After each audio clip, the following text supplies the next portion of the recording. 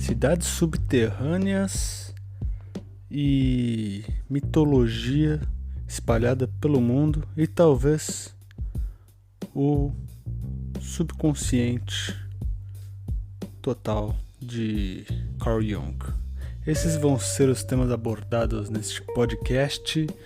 Então está começando mais um podcast do Aleatório Pacas, o podcast que explora as aleatoriedades da vida e tenta ver se existe alguma conexão. E como eu não tenho nada preparado, vamos falar de um livro que eu li recentemente, que se chama Neverwhere, que supostamente é lugar nenhum em português, nem sei se tem em português, que é um livro escrito por Neil Gaiman em 1996.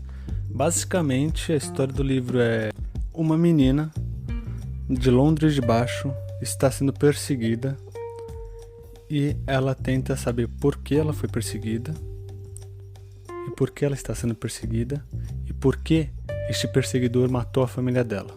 Basicamente, essa é a história do livro. Mas o que é muito interessante no livro é o conto que o Neil Gaiman cria. Porque ele criou uma Londres de baixo, que é basicamente a réplica da Londres de cima, só que com toda a mitologia, o conto de fada que existe no mundo, e ela é replicada nessa Londres de baixo. Então você vai achar duendes, você vai achar ratos falantes, você vai achar pessoas que falam com ratos, pessoas que falam com pombas, pessoas que conseguem guardar vidas em baús, pessoas que abrem qualquer tipo de porta. Você vai achar várias coisas muito interessantes ali, e o livro inteiro, basicamente, ao meu ver, é uma homenagem à cidade de Londres, porque em vários momentos ele explica a história de lá, porque parece que a Londres de baixo ressoa o que já aconteceu na Londres de cima, desde o nascimento da cidade até os dias atuais. Então, se aconteceu alguma coisa no século III, vai estar lá embaixo. Então, por exemplo, tem uma parte que eles estão andando pela Londres de baixo e eles veem uma legião de guerreiros romanos esperando um general voltar para dar as ordens. Eles ficam muito com medo porque os generais romanos matam todo mundo que entra nos territórios deles. E o cara, como sempre, é genial, né? A gente está falando de Neil Gaiman, o cara que criou uma das melhores histórias em quadrinhos já feitas, que é o Sandman. Então você sabe que a história vai ser boa de qualquer jeito, ou pelo menos a descrição que ele vai fazer das coisas é muito boa. E toda essa cidade de baixo aí, ela é composta pelos esgotos de Londres, que é muito foda, porque recentemente eu vi um vídeo falando sobre como os esgotos de Londres foram criados. Que era basicamente, a cidade jogava tudo no rio, né? Como todo mundo faz, como o grande Tietê no Brasil. E começou a... sempre existiu o fedor lá, só que chegou num verão, que foi um dos verões mais quentes, deu o sol batia no rio e aquele cheiro de merda voltava pra cima, e essa era ficou conhecida como o Grande Fedor, que até o parlamento teve que parar de fazer suas atividades, teve que encerrar suas atividades mais cedo, porque não conseguia aguentar o cheiro. As pessoas que moravam em Londres e tinham casas no campo foram lá se refugiar, e as pessoas que não tinham ficavam lá se fudendo com aquele fedor de bosta pra todo lado. E as doenças começaram a aumentar, um monte de coisa começou a acontecer, as pessoas tinham que usar máscara pra tentar continuar com suas atividades cotidianas e tal. Daí foi aí que o governo chegou e falou: vamos fazer uns esgotos e coisas de tratamento dessa água, porque não dá. Imagina, todo ano tem um verão, imagina todo ano ficar com esse fedor aqui. Aí não vai dar não. Daí eles começaram a fazer esses esgotos e fizeram coisas enormes, colossais, e ainda criaram tipo uma calçada à beira do lago que você pode andar e tal, e debaixo ali tem os esgotos. E aí que entra uma coisa muito interessante que aconteceu com a criação dos esgotos. Ou foi antes da criação dos esgotos, daí eu não me lembro. Mas existia uma economia baseada nos esgotos de Londres, que era basicamente assim: as pessoas iam até os mais pobres e tal, iam até lá, ficavam perto do esgoto, pegavam pás e peneiras e ficavam peneirando a merda. Porque que eles faziam? Eles tentavam achar coisas que tinham se jogado fora, ou tinham se perdido no esgoto, ou sido jogadas no rio. Então eles achavam pérolas, às vezes, pedaços de ouro, coisas importantes, medalhões, garfos, facas e tal. E eles eram conhecidos como os poachers, então tinha toda essa economia baseada nesses caras. Então eles iam lá, ficavam lá catando merda, revirando merda, né? Pra ver se encontrava alguma coisa, e depois eles limpavam e revendiam aquilo e ganhavam uma grana. E por incrível que pareça, eles ganhavam uma grana boa na época. Uma grana que era maior que o salário mínimo de uma pessoa que trabalhava numa loja, às vezes. Porque tudo que eles achavam era de prata, ouro, essas coisas. E daí com os esgotos, meio que ferrou a economia para os caras, eles tiveram que aprender a viver de outro jeito.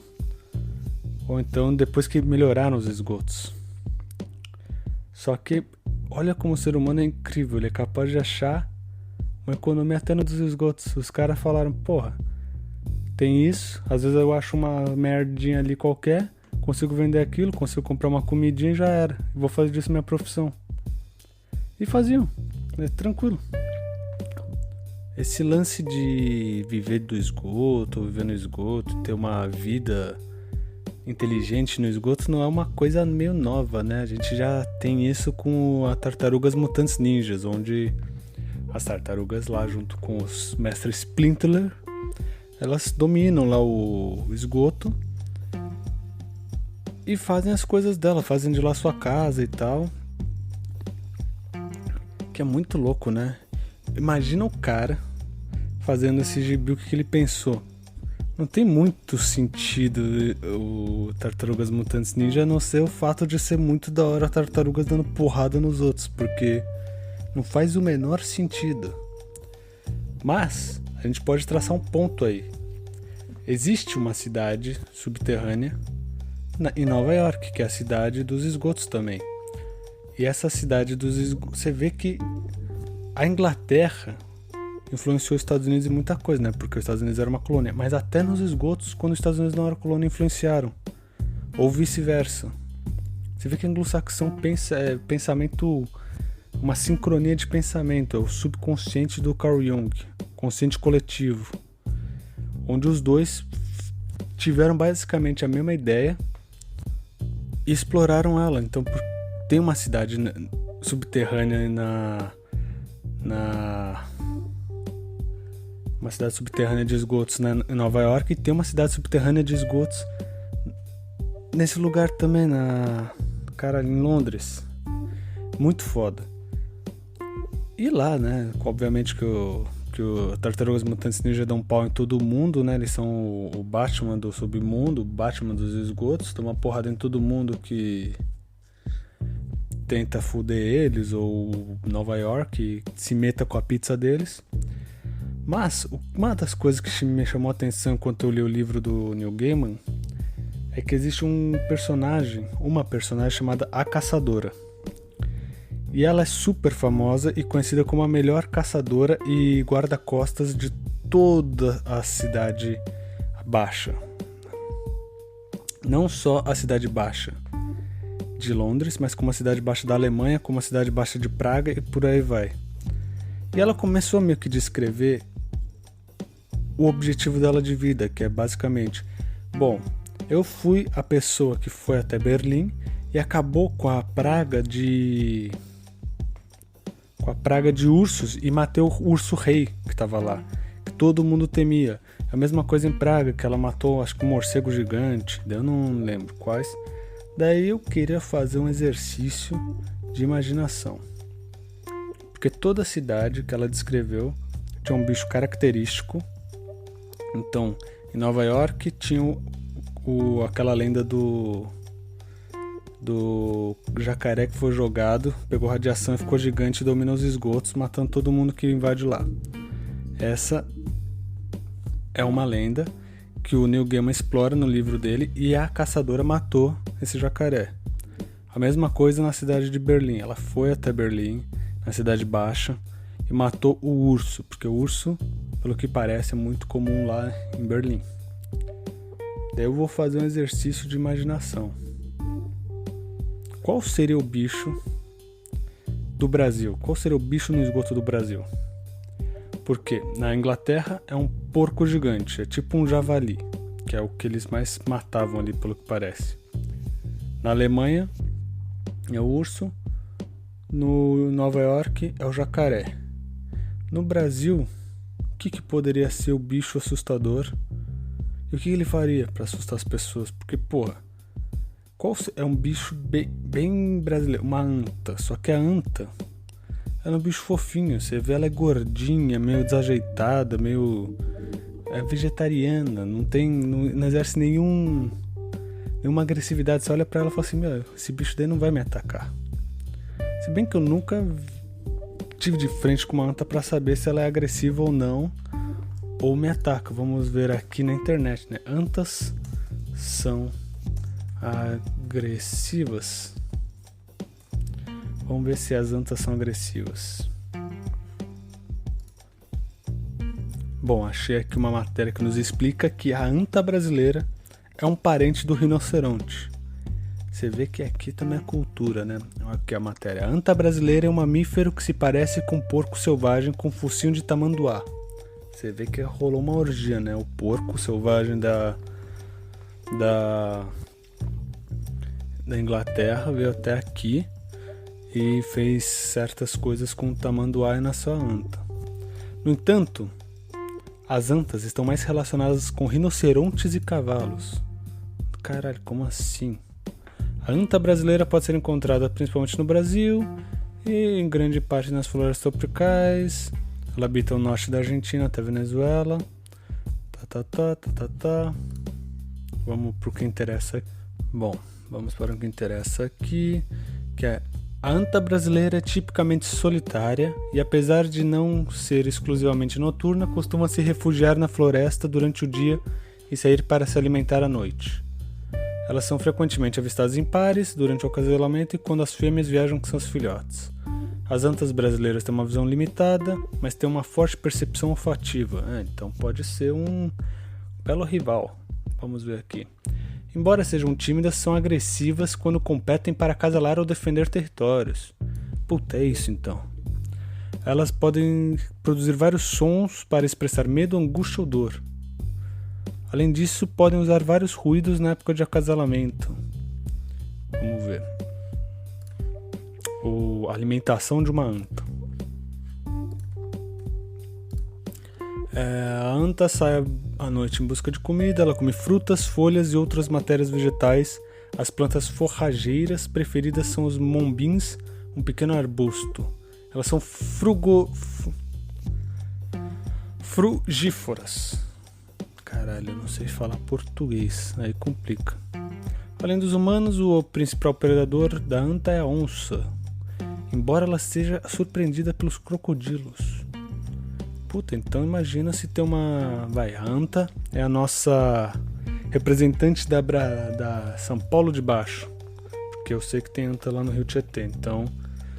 Aí ó, tá aí a história. A história é o seguinte: aquelas antas que você vê no Rio Tietê são mensageiras da anta rei ou da anta rainha que mora lá na São Paulo de Baixo. E elas ficam falando o que acontece lá no mundo e tal, e a anta fica lá embaixo e tal. E por ser frugívora e não poder sair, porque o tamanho dela é abismal e ela está presa lá no território dela, com as fêmeas dela, no harém dela, tanto de homens ou quanto de mulher, daí depende da que você quer que seja a anta mor, vamos dizer, se quer homem ou mulher. Ela tá lá com harém, bonitinho e tal, só que não nasce fruta no esgoto, então ela precisa dos seus mensageiros saírem para trazerem frutas para ela. Por isso que você vê as antas lá perto do Tietê, que já tá perto do esgoto e tal, então elas entram lá, se escondem, e ao mesmo tempo elas servem como mensageiras para contar as histórias do lado de fora e tal. Tipo como deve ser as abelhas, sabe? Tem a abelha rainha, fica lá na colmeia, né? E eu acho que é isso. Acho que descobrimos o nosso. Só que se tivesse uma rinha de bichos amedrontadores que dominam os mundos de baixo, o nosso ia apanhar, porque, porra, um tem um urso, o outro tem um crocodilo, o outro tem um javali selvagem e a gente tem uma anta. Que a anta, cara, se você olhar pra ela, coitada. Primeiro que esses 3 animais aí que eu falei, provavelmente não, eles são carnívoros. E a anta não, coitada, ela vai atacar com o quê? A anta tem um dente menor que o ser humano. Puta que pariu. O Brasil consegue ser pior até mesmo na invenção dos animais do mundo fictício do São Paulo de Baixo. Aí tá difícil a vida. Bom, puxei uma lista aqui pra ver qual outro animal poderia ser o nosso representante numa rinha de animais do mundo de baixo. E temos o mico-leão dourado. E acho que o mico-leão dourado... Será que ele é agressivo? Provavelmente não, né? O mico-leão dourado é agressivo. Vamos ver as respostas. O mico-leão dourado, não sei o que lá. Bom, pela cara ele não é. Então vamos pro próximo aqui. Tamanduá-bandeira. Pô, tamanduá-bandeira parece ser mais... o tamanduá-bandeira é foda. O gigante que ama comer formigas. Pode devorar até 30 mil por dia, inclusive cupins. Já tá da hora aí, ó. Porque cupim é uma praga. A gente já tem um animal que mata a praga aí. Então se uma cidade tiver cupins ou formigas como representantes, já era. E também um forte com seus 2,20 metros consegue até brigar com uma onça pintada e vencer. Porra, é esse. É esse. No tamanduá-bandeira é o animal que vai representar a gente. Ele é o que domina São Paulo, ou sei lá, pode ser qualquer outra cidade do Brasil. Olha, embora ele tenha existido originalmente nas 3 Américas, já foi existindo em países como Estados Unidos e em estados brasileiros como Espírito Santo e Rio de Janeiro. Caraca, mano, essa é novidade. Tem a onça pintada também, que é um bom animal. O tatu é da hora também. O boto cor-de-rosa não vai poder, porque ele vai morrer, né? Se ele morar no esgoto. Na água do esgoto, principalmente, né? Peixe-boi também não. Garupa não. Arara azul, né? Pode ser. Arara azul, se você fizer ela meio demoníaca. Jacu. Beija-flor não. Sucuri. Sucuri é bom, mas eu acho que o cobra seria mais... uma coisa mais da Índia. Então acho que eu vou ficar com o tamanduá-bandeira. Ou com o tatu-bola. Puta, imagina que da hora o tatu-bola. Tatu-bola demoníaco. Totalmente maluco por sangue. Será que o tatu-bola é carnívoro? Tatu-bola carnívoro. Porra, mas eu gostei pra cacete do tamanduá-bandeira porque ele bate de frente com uma onça pintada e consegue até vencer, hein? Caralho, tatu-bola é carnívoro. Tamanduá-bandeira, tatu-bola é o gato maracujá. Maracajá. São animais nativos do Brasil que vêm... Tamanduá-bandeira. Ele não é considerado agressivo, mesmo quando ameaçado. Porém, quando ameaçado, ataca com suas garras enormes. Além disso, garras servem para subir em árvores. Porra, é isso, ó. Ele não tem dentes e sua boca é pequena, mas por outro lado, sua língua é enorme. Ele não tem uma boa visão, mas seu olfato é excelente, bem como sua língua viscosa e pegajosa. Já sei. Então, por exemplo, vai. Tamanduá-bandeira versus jacaré de Nova York. Como seria essa luta? Eu imagino que o tamanduá-bandeira, por ele ter as garras e conseguir escalar árvores, ele possa escalar paredes, porque ele é um demoníaco agora. Então ele já tem a vantagem de ele poder se locomover pelas paredes e o jacaré não. Segundo, será que o Tamanduá-Bandeira conseguiria enforcar o jacaré com a sua língua? Ou então pelo menos dar uma...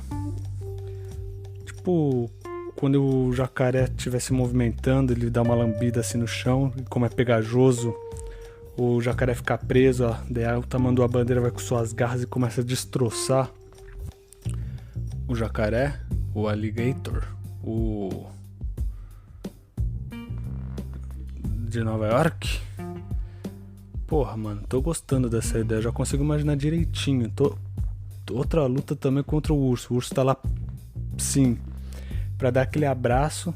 O Tamanduá já chega, dá uma lambida nas patas dele, ou então pega a língua, dá uma enforcada nele, puxa a perna também. Ele pode jogar a língua pra puxar a perna e o urso perdeu o equilíbrio.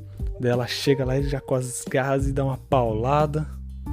Só que o foda é que ela não ganha nada, né, fazendo isso, porque o urso vai ter algum objetivo em matar o Tamanduá-Bandeira, que ele vai lá e come o bicho. O Tamanduá-Bandeira vai matar o bicho e falar: bom, tomara que no seu território tenha formigas, porque já que eu não como sua carcaça, né, não como carnes vermelhas, só carnes cheias de proteína como as da formiga. Eu nem sei se formiga tem carne, né, mas deve ter. Mas é isso, eu acho que esse foi o exercício de hoje. Esse foi o exercício de imaginação de hoje. Pegamos o livro do Neil Gaiman, que tinha uma tese muito interessante, que o livro na verdade é uma homenagem à Londres antiga. Na verdade não a Londres antiga, a Londres como um ser. Ele considera a cidade como um ser e tenta botar no livro vários momentos históricos da cidade que ressoam na Londres de baixo. Então provavelmente aconteceria a mesma coisa se a gente fosse recriar a São Paulo de baixo, por exemplo. Mas eu não sei muito o que tem lá. São Paulo, teria que estudar a história de São Paulo, né? Porque o estado de São Paulo tem história, né? Porque tem o Porto de Santos, com guerras entre os índios e tal, com várias histórias que eu li do Hans. Esqueci o nome do cara. Hans Bertioga. Hans Terman, eu acho. Hans Staden. Tem o Hans Staden que fala dos carnívoros, dos canibais. Mas no estado de São Paulo deve ter alguma coisa. Mas daí teria o lance da religião, teria o lance